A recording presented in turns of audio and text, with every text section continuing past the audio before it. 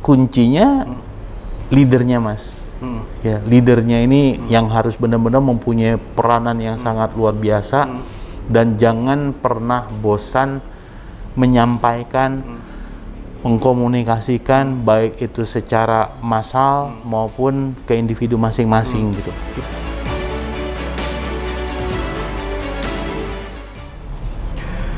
Apa kabar para leader? Semoga selalu sehat dan semakin sukses mulia. Berjumpa kembali dalam kanal Kubik Leadership, khususnya di Kubik Leadership Talks, sebuah program yang memberikan inspirasi dan sharing kepada para leader di Indonesia dalam rangka meningkatkan kemampuan memimpin dan melejitkan kemampuan memimpin dalam membawa organisasinya untuk mencapai performance yang terbaik. Para leader, Kubik selalu menginginkan untuk berbagi dan menginspirasi dan menemui beberapa pemimpin-pemimpin terbaik di Indonesia. Kami bertamu, berkunjung, dan menggali ilmu dari para leader yang kami kunjungi dan menanyakan aktivitas-aktivitas yang menjadi praktek kepemimpinan dan sekaligus menemukan praktek-praktek di lapangan yang memungkinkan akan kami jadikan sebagai program sharing di dalam kegiatan ini. Inilah Leadership Talks.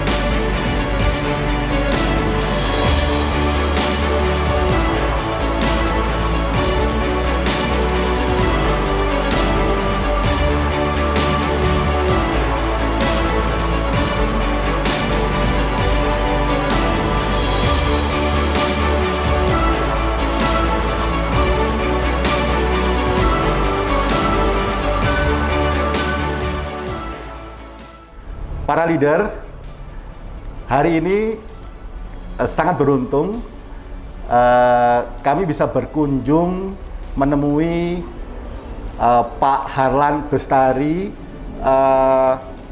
Senior Vice President dari Agricon Group, yang nanti kita akan berdiskusi dan menggali ilmu beliau serta kepemimpinan yang telah teruji di lapangan untuk menjadi bahan diskusi dan sharing.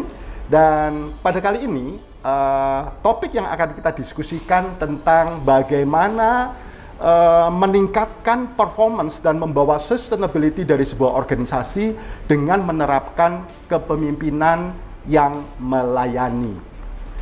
Untuk lebih jelasnya, kita akan lihat profil dari beliau.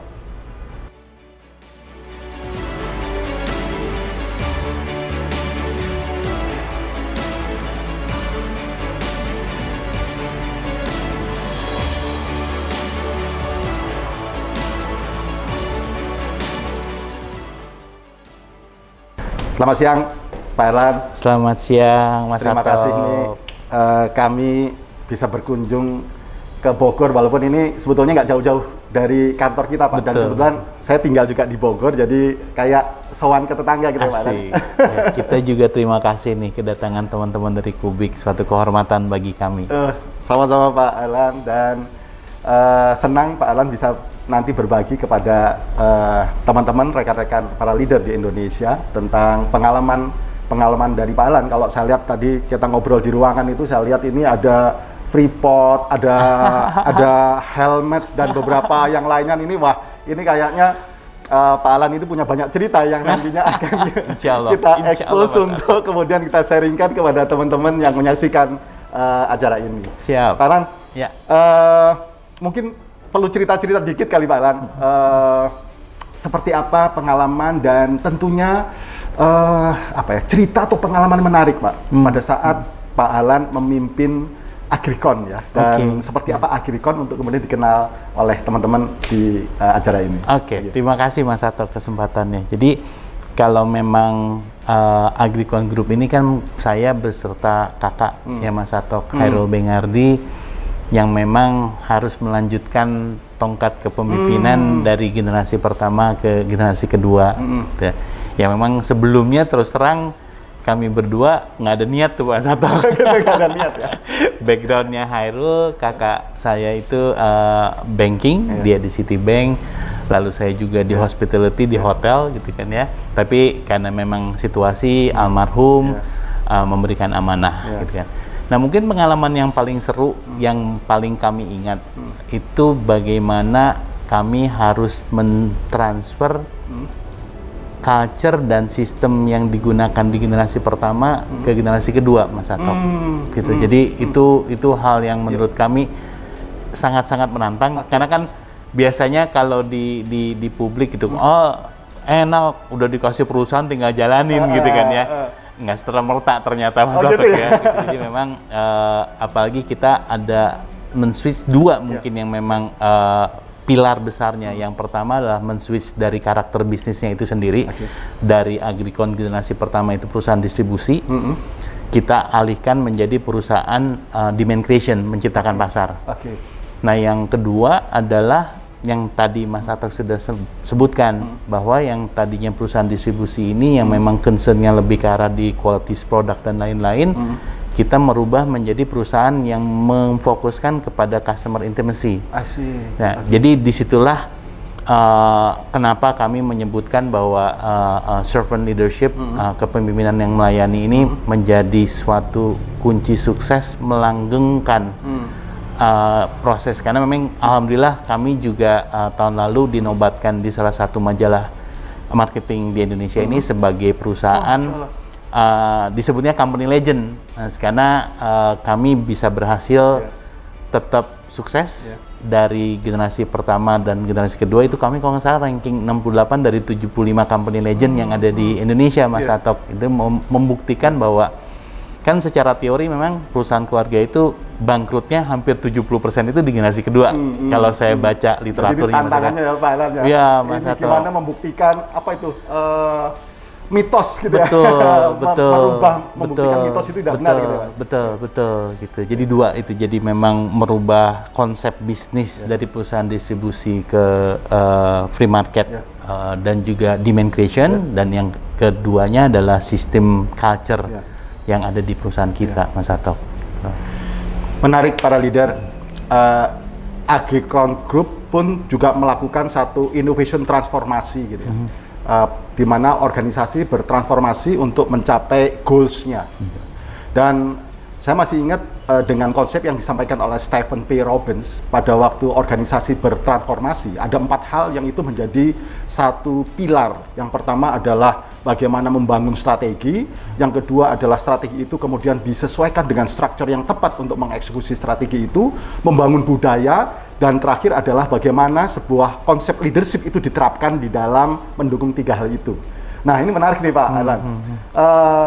Tadi Pak Alan menyampaikan bahwa transformasi dari pendiri dari generasi pertama dan sekarang generasi kedua yang dipimpin oleh Pak Alan. Dan tentunya ada perubahan-perubahan yang menyesuaikan dengan kondisi saat ini. Apalagi sekarang ini kondisi COVID ya Pak ya. Iya. COVID-19 ini merubah pola kerja, praktek manajemen, dan gaya kepemimpinan. Wah, semuanya Mas. Semuanya gitu. Nah, tadi Pak Alan menyampaikan ada gaya kepemimpinan sebagai servant leadership gitu. Mungkin bisa diceritakan Pak Alan bagaimana servant leadership ini diterapkan oleh Pak Alan dan tentunya para leader di Agricon khususnya Pak. Jadi tadi saya sepakat banget dengan 4 strategi besar yang tadi Mas Atok sebutkan gitu ya. Jadi walaupun saya juga baru tahu ternyata ada teorinya itu gitu. Ya kami menentukan strategi besarnya yang dimana sebelumnya generasi pertama boleh dibilang tidak konsisten, dalam arti kata ada punya hotel lah, ada punya galian pasir lah, tidak spesifik ke inti main core bahwa Agricon ada perusahaan agrochemical dan di mata rantai agribisnis ya. Nah, akhirnya kita tentukan dulu tuh. Udah deh, kita pokoknya akan fokus di mata rantai agribisnis. Jadi kita lepasin tuh yang tidak berhubungan dengan perusahaan mata rantai agribisnis. Nah, yang berikutnya kami kan perusahaan agrochemical. Di atas 10 besar asing semua, Mas. Kami perusahaan nasional gitu ya. Nah, mau nggak mau kita harus menentukan, saya bilangnya positioning ya. Ketika kita mau melawan perusahaan-perusahaan MNC ini ya dengan R&D-nya yang sedemikian besar biayanya mereka mampu, dengan kekuatan timnya yang luar biasa, kami nggak bisa ketika kita ngomong product excellence gitu ya.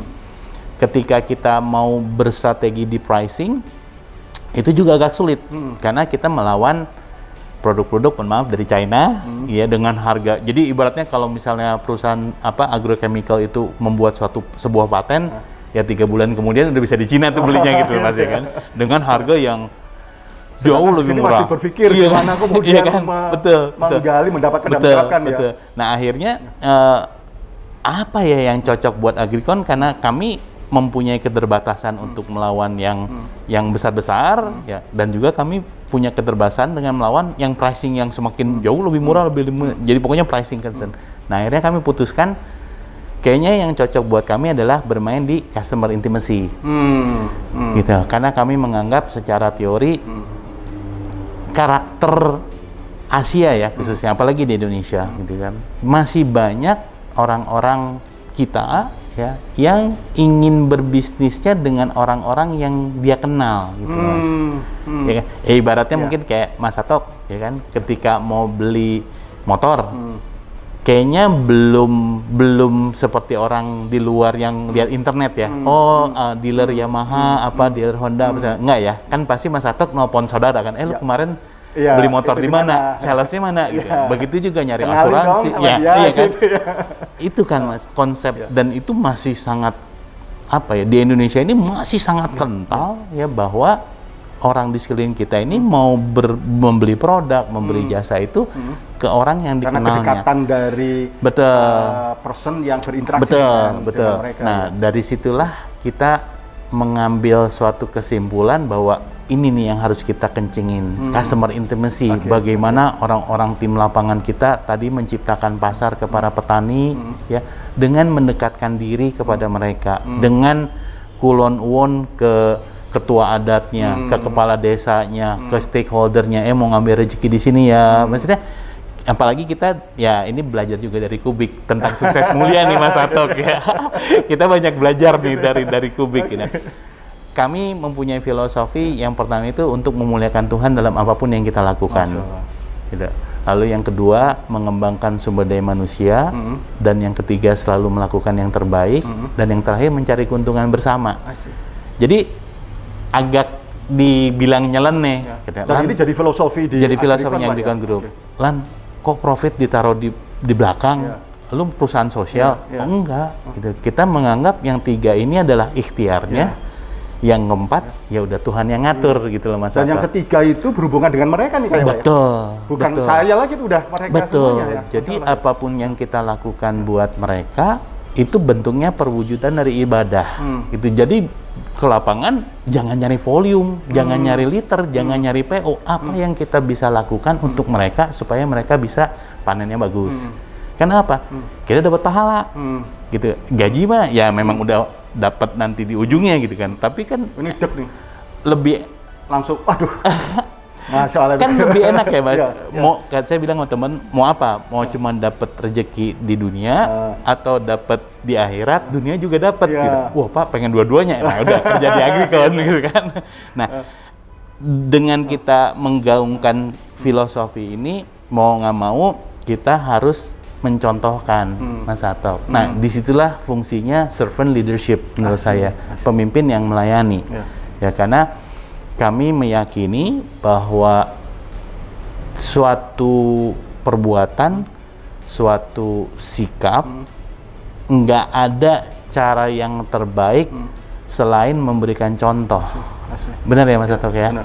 Ya, ibaratnya kalau kita juga dari kecil lebih enak apa? Dimarahin sama orang tua atau orang tua memberi contoh? Pasti jawabannya kan udah sangat sederhana. Oh, diberikan contoh. Itu kan sebenarnya hukum alam ya Mas Hato, kayak sunatullah gitu kan. Paling kita tutup kuping kalau dimarahin gitu kan. Tapi ketika orang tua kita memberikan jangan, oh iya, orang tua kita aja gitu, masa kita enggak. Nah, konsep-konsepnya sih sederhana Mas Hato. Tapi ya menurut saya itu bisa diimplementasikan di perusahaan. Ini menarik nih para leader. Perfeksionis di agrikon itu dari sesuatu yang simple.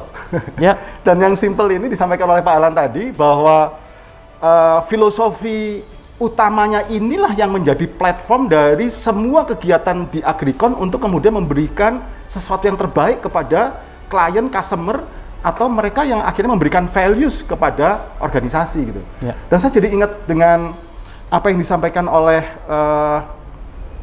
Robert K. Greenleaf, Pak. Pada waktu tahun 70 itu kan dia membuat satu esai yang kemudian dibukukan pada tahun 1977. Yang dia menyatakan bahwa seorang pemimpin itu fungsinya adalah di samping memengaruhi. Kalau memengaruhi kan sudah umum ya. Tetapi juga dia perlu untuk memotivasi. Memotivasi semua fungsi, semua pihak. Dan yang ketiga itu memampukan. Memampukan. Dan yang terakhir adalah melayani. Nah, dalam konsep melayani ini yang disampaikan oleh Greenleaf adalah tidak hanya melayani masyarakat, negara, dan komunitas, tetapi juga melayani tim atau karyawan yang ada di dalam organisasi. Sehingga kalau saya lihat tadi apa yang ini mungkin tanpa disengaja gitu ya, tetapi ternyata diafirmasi oleh Robert Greenleaf bahwa ini benar nih awalnya gitu ya Pak ya. Saya mengamini gitu ya Pak ya. Dan dampaknya menurut saya, gitu ya. Dahsyat banget Mas. Wah, ini menarik nih. Kata dahsyat ini kayaknya kita perlu kupas lebih dalam ini ya, para leaders kita. Pak Haran, pada waktu menerapkan itu ya, kan ini transformasi dari founder ya, dari generasi pertama ke generasi di mana Pak Haran sekarang memimpin organisasi ini. Kira-kira tantangan di dalam mentransformasikan ini, khususnya membawa konsep kepemimpinan yang melayani ini seperti apa tuh Pak Alan? Kalau boleh seru. Yang sudah pasti prosesnya nggak bisa instan Mas Atok, kalau menurut saya ya, karena memang ini kan sesuatu hal. Kalau saya gini, membedakannya kita ini oleh Tuhan diberikan dua kompetensi kan Mas, kompetensi akal dan kompetensi jiwa, ya kan. Akal ini kan untuk berpikir. Belajar bahasa Inggris, sekolah, belajar nyetir, nyelam gitu kan. Itu kan mesti pakai akal kan, ngafalin gitu ini ya. Leader, nyelam di garis bawahi. Soalnya hobinya. Nah, yang kompetensi kedua adalah jiwa kan, atau kalbu lah gitu ya. Nah, ini kan yang untuk merasakan. Nah, ketika kita ngomong budaya, ketika ngomong culture, ketika kita ngomong sikap gitu ya, kan nggak bisa pakai akal Mas Atok. Kan harus pakai rasa. Ya kan harus pakai jiwa. Ya kan, ketika itu sudah ada di jiwa kita, kita menjalankannya pun dengan enak. Gitu. Nah, menembus itu Mas, itu seru Mas, seru banget gitu, karena kebanyakan ya teman-teman mohon maaf ya yang difungsikan selama ini kan lebih dominan akal kan Mas, bukannya jiwanya yang kita sentuhkan ya. Nah, saya menganggap ketika seorang pemimpin menggaungkan suatu perubahan, suatu ketetapan or whatever gitu ya. Ya, saya juga belajar dari Kubik sih sebenarnya, kan ada yang 20-60-20 tuh Mas kan, ya kan, 20 yang teroris, ya kan, 60 yang wait and see, 20 lagi yang pro lah gitu kan ya. Masih ingat saya Mas ajarannya Kubik gitu kan. Nah, itu yang harus kita pintar-pintar mencari mana yang 20% yang mendukung kan Mas. Nah, itu yang kita harus jadikan mereka agent of change, dan itulah orang-orang yang harus kita rubah duluan untuk mereka juga bisa memberikan contoh kepada teman-teman yang lain bahwa memimpin yang melayani ini asik loh gitu loh. Bos kalian nih bukannya Harlan gitu. Bos kalian nih bukannya Hairul, bukannya Agrikon, bos kalian Tuhan gitu loh. Ini ketika kita ngomong bicara bos kalian Tuhan, kan otomatis apa ya, kinerja ikhtiar yang dilakukan seharusnya kan maksimal gitu kan ya. Nah, terus itu yang digaungkan. Nah, makanya saya selalu terinspirasi dengan Gandhi ketika ada cerita tentang yang walk the talk, yang ketika ibu sama seorang anak yang datang ke Gandhi, anak ini hobinya makan garam, gitu kan. Dia udah pergi ke dokter mana-mana, nggak ada yang sukses lah untuk memberhentikan anak ini makan garam, gitu kan. Terus Gandhi cuma bilangnya 2 minggu deh, kamu balik lagi. Gitu kan. Datang tuh balik lagi dengan si anak. Terus si anak itu cuma dibisikin, gitu ya. Udah pulang. Kan ibunya bingung gitu ya. Kok bisa? Masa sih cuma dia, iya pulang aja. Dan bener, kenyataannya anak itu nggak makan garam lagi gitu. Kan penasaran, si ibunya balik lagi. Gandhi, apa yang engkau katakan ke anak saya itu kan? Saya cuma bilang, kata Gandhi, jangan makan garam. Tapi saya bilangnya itu setelah 2 minggu itu saya nggak makan garam. Gitu. Ngasih. Kan gila ya Mas, maksudnya harus mencontoh, Mas, harus memberikan contoh gitu ya. Jadi Gandhi itu 2 minggu nggak makan garam dulu, baru dia berani ngomong jangan makan garam. Nah, jadi itulah fungsi pemimpin. Jadi ibaratnya kalau misalnya kita mengharapkan teman-teman kita jangan datang terlambat, ya jangan datang juga jam 10 dong pemimpinnya. Ya kan, ya harus on time gitu ya. Terus kalau misalnya memang kita mengharapkan teman-teman kita sopan, berakhlak, mulia, gitu kan. Masa sih kita marah-marah, Mas? Gitu ya. Kan ya filosofinya jangan marah, lu sendiri marah gitu. Jadi simple sih Mas Atok. Nah, cuman memang kan konsistensi pemimpin-pemimpin ini yang menjadi public figure, yang menjadi panutan, itu kan harus mencerminkan karakter demikian. Ya. Dan itu kan nggak bisa dengan apa ya, tidak dari hati, karena kan kita harus sincere ya, benar-benar menjalankan benar-benar, karena kelihatan kok orang yang sincere sama enggaknya kan ketahuan ya, karena kita punya rasa dan lain-lain. Dari gesturnya, betul. Ini lipstick atau lipstick. Betul. Nah, tantangannya kalau menurut saya pribadi di situ Mas Atok, bagaimana kita menciptakan pemimpin-pemimpin yang bisa memberikan contoh kepada teman-teman untuk mengikuti bahwa culture agrikon bener loh, sesuai dengan filosofi. Nah, itu nggak bisa instan. Sunatullahnya menurut saya meyakini semuanya harus berproses. Tapi kalau misalnya memang sudah dapat, itu yang saya bilang bisa melanggengkan sebuah perusahaan, itu yang sangat luar biasanya Mas Atok. Keren nih. Ini menarik para leader gitu kan.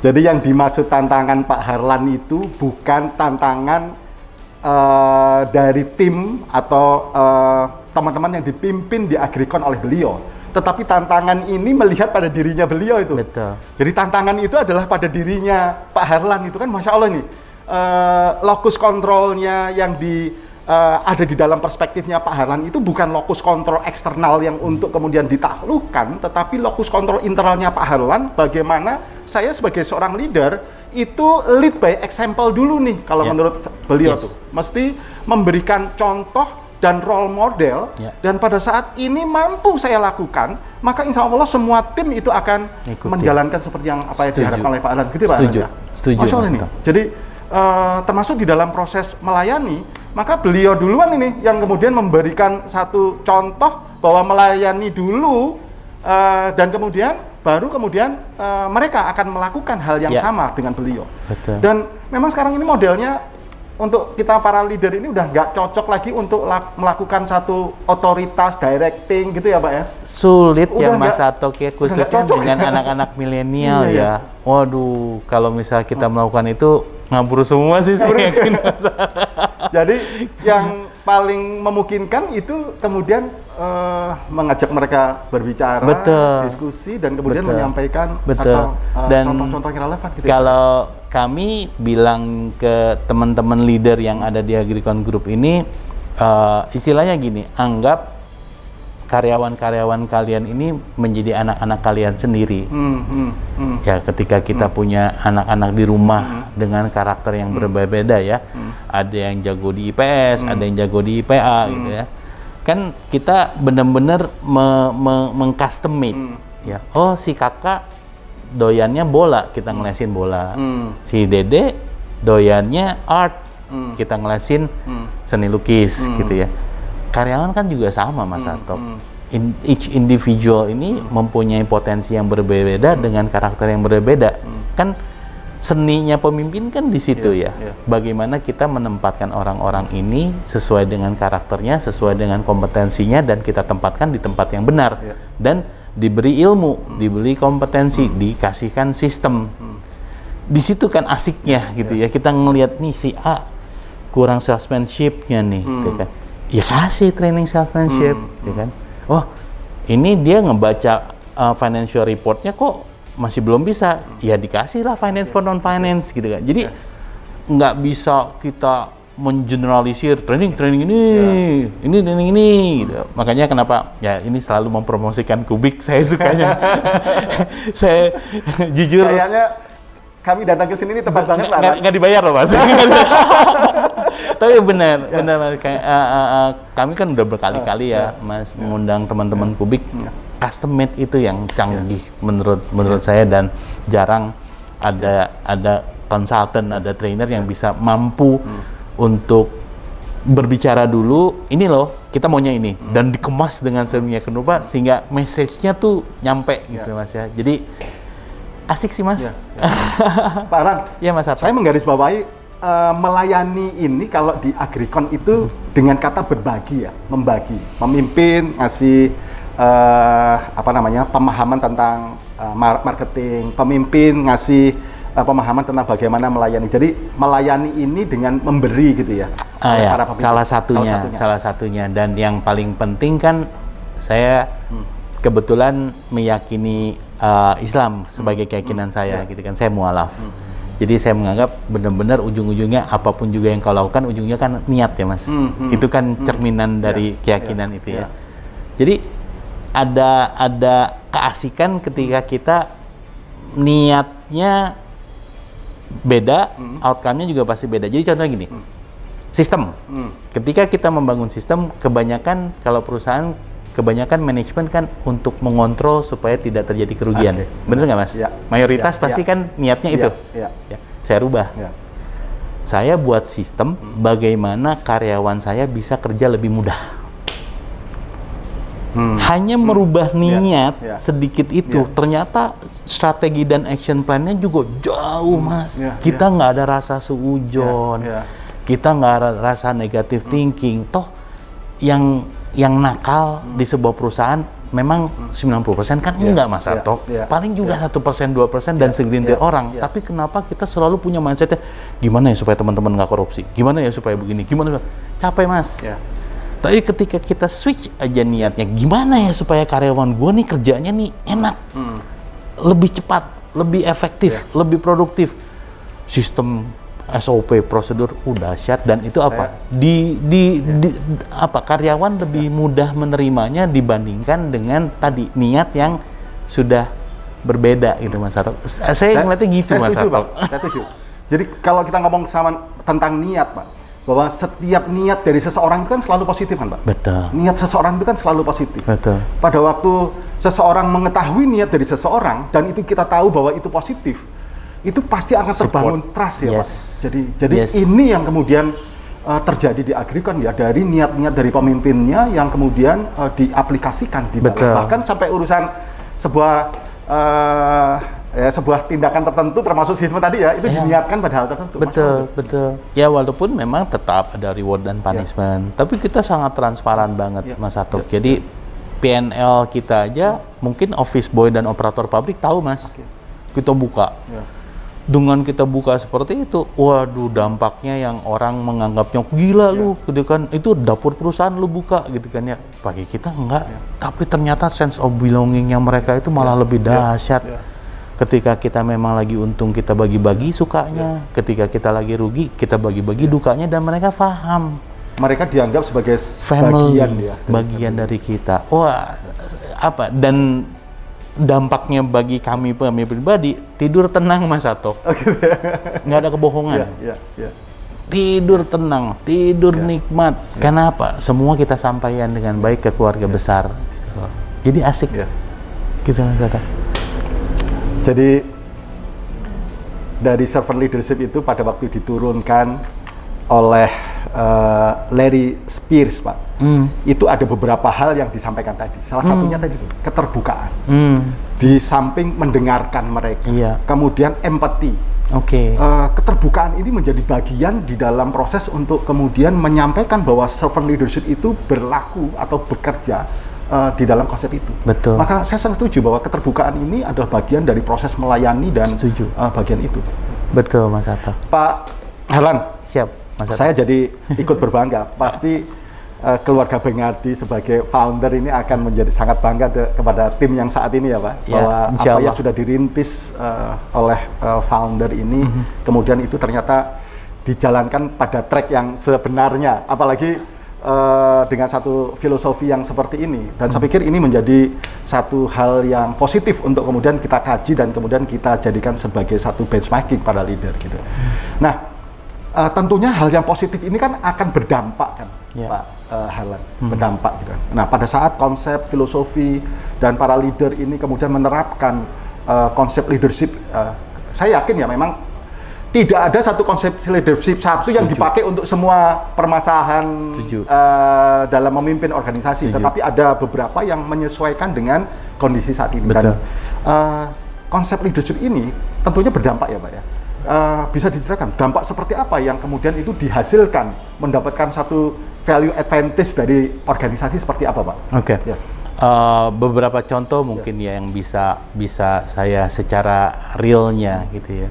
Jadi kayak contohnya ada satu customer di satu daerah yang dimana tidak ada satupun, kalau kami selalu berkompetisinya dengan perusahaan yang MNC di atas gitu ya, karena dengan kekakuannya mereka gitu ya, ketika seorang customer memiliki beberapa stock point yang memang melewatilah jalurnya gitu ya, diminta tolong dong jangan dianterin ke stock point-nya hanya yang satu, sekalian lewat, kenapa sih gitu ya. Oh nggak bisa, peraturan kami udah seperti itu gitu kan. Agricon dengan mudahnya siap, mau kemanapun juga kita anterin gitu, dengan senang hati. Lalu ketika misalnya kadang-kadang ada distributor-distributor kita yang bermasalah dengan hukum, dengan misalnya ada expired label dan lain-lain, mana ada perusahaan yang berani untuk ikut membantu. Polosinya kami nggak bisa kan, begitu barang diterima udah menjadi tanggung jawabnya mereka gitu kan. Kita pengacara kita turunin SLA gitu, gitu iya ya? Kan, pengacara kita turunin gitu untuk membantu sampai gimana pun juga kita akan bantu gitu ya. Itu di eksternal. Internal ini banyak sekali kejadian-kejadian yang kami anggap apa ya, beyond expectation gitu Mas Ato. Karena apa tadi, kekeluargaannya kental, tapi tetap sistemnya terbangun. Kalau kami sama Hairul itu selalu, Hairul bilang ya, gue pengen punya perusahaan di mana East meet West. Culture ketimuran kita jangan hilang gitu, tapi dibalut dengan sistem, ya kita harus akuin lah sistem barat kan dahsyat ya Mas ya. Tapi jangan sampai dengan adanya sistem ini kita jangan kaku gitu Mas. Ya ibaratnya gini, kita kayak Turki ya Pak. Betul. Ya kan? Barat dan timur tapi tetap membawa. Betul. Ibaratnya kan kayak misalnya kita punya sistem yang mengatakan bahwa ketika karyawan levelnya supervisor, limit hotelnya 200.000 atau 300.000 katakanlah ya. Tapi di certain daerah belum tentu kan Mas, ada yang 300.000 gitu. Ada yang kadang-kadang kan high season yang harus 400.000. Kalau misalnya sistem yang bicara, that's it gitu loh. Udah. Tapi kan gampang Mas, tinggal telepon ke atasannya, Pak, ini saya lagi di sini, 400.000 boleh nggak Pak? Tinggal approve. Sistemnya tinggal nyusul emailnya gitu kan. Nah itu adalah dampak-dampak tadi servant leadership ini yang kita harus benar-benar concern ya Mas, dengan each individual orang-orang ini seperti apa sih gitu kan, satu-satu dilihatin baik eksternal maupun internal. Ketika jiwa melayani ini ada, itu customer akan menjadi advokat gitu ya, akan sangat loyal, dan ini sudah kita alami di beberapa tempat. Ya saya harus mengakui kan belum secara total culture ini terbangun ya Mas. Kita juga masih terus berjalan gitu ya, karena memang kita juga baru menerapkan ini 2010-an. Dan growth secara bisnis juga kelihatan Pak. Wih, dahsyat. Dahsyat ya. Dahsyat. Walaupun tadi itu kan Tuhan yang ngatur, ya kan, rezeki. Ya. Tapi ya selama kita menjalankan yang 1, 2, 3 ini, ya tadi jiwa kita tuh asik aja gitu Mas Ato. Menarik para leader. Tapi kita akan lanjutkan diskusi dan dialog dengan Pak Harlan setelah ini.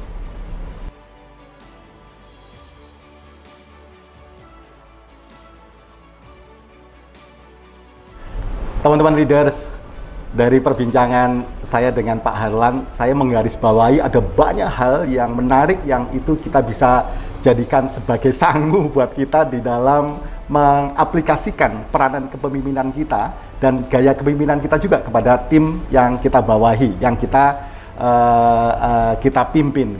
Beberapa hal yang tadi saya catat dan saya temukan itu, pertama adalah bagaimana seorang leader itu perlu untuk selalu mendengarkan apa yang disuarakan dan disampaikan oleh para tim. Kemudian empati, teman-teman leader di Agricon selalu menempatkan dirinya untuk bagaimana menjadi mereka gitu kan. Dan karena empati ini menjadi persuasif, jadi nggak sifatnya pokoknya gini ya gitu kan, tetapi menggali, mengajak diskusi dan kemudian mengambil jalan tengah kira-kira apa yang itu bisa dilakukan sehingga terbangun trust.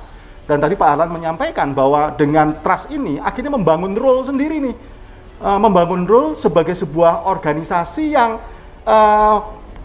kedekatan family-nya itu kuat tetapi tetap profesional para leader. Jadi bukan family company ya, tetapi interaksinya itu seperti keluarga, tetapi tetap profesional. Dan ini nggak gampang menurut saya.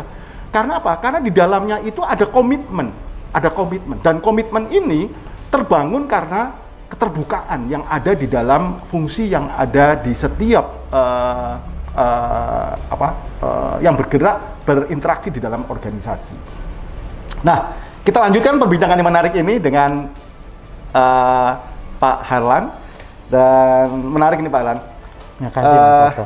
Saya yakin bahwa teman-teman leader ingin menerapkan ini Pak Harlan di dalam fungsi dan peranan mereka memimpin tim atau departemen atau divisi di mereka. Nah, menurut Bapak nih, kira-kira tips yang paling gampang ya kalau misalnya kami ingin mencontoh Pak Harlan dalam mengaplikasikan itu di tempat kami bekerja, kira-kira seperti apa nih Pak Harlan? Kalau tipsnya kayaknya nggak ada yang gampang untuk menerapkan. Yang pasti menantang Mas Ato. Saya meyakini leadership style ataupun apapun yang dipilih oleh sebuah perusahaan kan nggak ada yang salah, nggak ada yang benar ya Mas Atok ya. Tinggal bagaimana, tadi saya setuju banget sama yang dikatakan sama Mas Atok, butuh komitmen dari pemimpin tertingginya. Itu kunci yang paling utama. Pemimpin tertingginya udah punya goals dan itu harus berhasil dijewantahkan kepada timnya dan harus juga dibangun sistemnya sesuai dengan apa yang diinginkan oleh pemimpin tertinggi tersebut gitu ya. Karena kalau kita bicara leadership style, mafia leadership aja kan buktinya sukses ratusan tahun, bener nggak Mas Atok ya? Yakuza, apapun itu juga kuncinya leadernya Mas. Ya, leadernya ini yang harus benar-benar mempunyai peranan yang sangat luar biasa. Dan jangan pernah bosan menyampaikan, mengkomunikasikan baik itu secara massal maupun ke individu masing-masing gitu. Itu yang kami lakukan terus tuh Mas Atok, baik saya dengan kakak ya Hairul, ketika kita kunjungan ke lapangan, ini loh kami mau customer intimacy loh, customer intimacy-nya seperti ini gitu ya. Lalu sikap kita kan dilihat ya, every minute, every second kan benar-benar diperhatikan. Bener nggak nih bos gue, apa sesuai nggak dengan apa yang itu kan Mas. Mau dimanapun juga karyawan kita pasti akan pasti salah ucap nih, pasti salah tindak gitu. Jadi kita harus benar-benar berperan, berkarakter untuk menjadi apa yang tadi kita komitkan.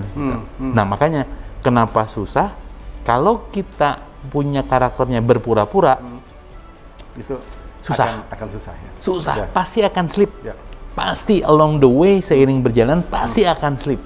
Ya, jadi memang ya saya juga sepakat tadi dengan Mas Ato, harus self evaluation dulu, harus bercermin ke diri dulu sendiri, sanggup nggak saya menggunakan servant leadership ini gitu loh. Itu dulu yang paling utama. Kalau nggak sanggup jangan, karena tadi soon or later sepandai-pandainya tupai meluncat kan pasti jatuh ya. Jadi saya tangkap ini bukan sepandai-pandai tupai meloncat. Gimana filosofi Gandhi ini menancap banget di Pak Harlan itu tentang saya tidak makan garam itu setelah 2 minggu ya kan. Minggu. Karena saat ini dia pasti makan garam ya, betul, Pak? Betul. Jadi memang walk the talk, wes. Apa yang kita bicarakan itu yang harus kita lakukan gitu loh. Nah, pakem roh girohnya itu harus dimiliki tuh oleh pemimpin-pemimpin yang memang ingin menggunakan servant leadership ini gitu loh. Nah, berikutnya memang menjadi tantangan tersendiri bagaimana menjewantahkan ini ke sebuah sistem yang tadi saya bilang bahwa niat ujung-ujungnya buatlah sistem, jangan atas dasar niat untuk seujon gitu ya, tapi buatlah sebuah sistem yang bagaimana karyawan kita bekerja lebih efisien, ya, bagaimana bekerja lebih produktif gitu. Nah, selama fondasi antara culture dan sistem ini terbangun bersama-sama, nah itu akan terbangun tuh servant leadership ini gitu loh. Nah, nyangkut lagi ke era zaman sekarang ya, terpatahkan kan teori Sigmund Freud yang IQ lebih dominan gitu ya, tiba-tiba di tahun 80-an gitu ya, EQ ternyata yang mendominan untuk menjadi sukses. Ini bener gitu Mas. Ya, emotional questions yang menjadi dominan, apalagi sekarang kan udah mulai spiritual questions gitu kan ya. Jadi kan ini adalah era yang memang akan terjadi. Saya membaca beberapa berita pun saat ini banyak sekali perusahaan-perusahaan asing konglomerat di luar kan manggil motivatornya Dalai Lama, kan udah bukan lagi Peter Drucker lah apa segala macam, udah pemimpin spiritual tuh yang ketika kita ngomong sama udah ada top konsep mindfulness-nya juga gitu. Karena saya yakin mereka pun sudah meyakini itu yang melanggengkan usaha atau melanggengkan bisnis kan spiritual, Mas. Iya kan? Kita ternyata hidup tanpa koridor itu kita anggap dulunya itu mungkin bebas, gue bisa double book teks dan lain-lain. Ujung-ujungnya ketahuan juga kan Mas. Kita butuh kok pedoman hidup apapun juga keyakinannya ya. Kebetulan saya Bhinneka Tunggal Ika, kakak saya Buddha Jepang, kakak perempuan saya Katolik, saya Islam. Jadi kita campur-campur gitu kan. Kita respect each other, kita paham gitu kan ya dengan aturan rules dan etika. Tapi kan itu yang kita bangun untuk menghormati teman-teman yang ada di Agricon Group ini, bahwa whoever it is, kalian bisa menjadi leader ya kan, tanpa mempedulikan suku, ras dan agama, selama apa? Tadi kalian mampu untuk menjadi servant leadership gitu loh. Itu mungkin Mas Ato. Menarik para leader. Kalau saya boleh mensummary dari apa yang disampaikan oleh Pak Harlan itu, hal yang perlu dilakukan oleh teman-teman leader dalam mempraktekkan gaya kepemimpinan seperti yang disampaikan oleh beliau itu, yang pertama adalah memulai dari niat yang positif, dan niat itu dibakukan di dalam perasaan dan perilaku dan komitmen dari semua leader, bahwa apa yang ada di dalam niat dan pikiran itu perlu untuk kemudian dijadikan sebagai perilaku yang standar untuk menjadi contoh, dan itu adalah bagian dari kewajiban para leader. Lalu yang kedua, setelah proses ini dibangun dan dibentuk, maka Pak Harlan membangun sistem. Sistem itu berlaku untuk semuanya. Sistem itu tidak pilih-pilih gitu, tidak pilih-pilih dalam fungsi level maupun di bawahnya. Sistem ini baik untuk semuanya. Sistem ini berlaku untuk semuanya, baik untuk semuanya, dan dijalankan bersama-sama. Maka ini yang kedua, dan yang ketiga tadi disampaikan oleh beliau bahwa ternyata dalam urusan bekerja, melayani itu sebetulnya diniatkan karena Allah, karena aspek spiritual yang itu dibawa di dalam konteks membangun atau menguatkan dari dua hal itu. tadi saya menangkap dari awal perbincangan kita, saya jadi menangkap ini Pak Harlan, bahwa ada satu Ibnu Qodamah itu menyampaikan bahwa seseorang yang memiliki kebahagiaan sejati itu Pak, itu menurut dia adalah pada saat nafasnya sudah berhenti, tetapi kebaikannya tetap mengalir. Dan saya yakin ini, konsep ini ada di keluarga Bengardi, Bengardi, bahwa membangun sebuah bisnis itu tidak harus keluar dari aspek-aspek vertikal ke atas, dan itu memberikan dampak secara langsung kepada organisasi. Saya pikir ini menarik pertemuan kita, para leader. Terima kasih ini. Sama-sama Pak Harlan. Dengan senang hati. Pak Harlan Bestari Bengardi. Betul. Dan saya jadi ingin selalu berinteraksi dengan beliau, makanya tadi saya tanya Pak Harlan ini hobinya apa gitu. Salah satunya adalah hiking. Nah, kayaknya saya perlu untuk mempersiapkan diri untuk mulai ikut hiking gitu ya. Laut sudah ditaklukkan, gunung jadi, laut dan gunung Pak. Dan tentunya saya tidak perlu menyimpulkan perbincangan kita, karena pasti teman-teman leader itu sudah mampu atau dapat mengambil insight dan sintesa dari diskusi kita yang Masya Allah menarik banget. Terima kasih sekali lagi Pak Harlan. Semoga Agricon Group ini selalu berada pada satu track yang benar dan memberikan manfaat kepada semua yang berinteraksi dengan bisnis dan Agricon. Dan tentunya teman-teman yang di Agricon juga akan termotivasi untuk menjadi lebih baik dalam memberikan nilai-nilai yang positif yang sudah dibangun oleh Pak Harlan dan keluarga.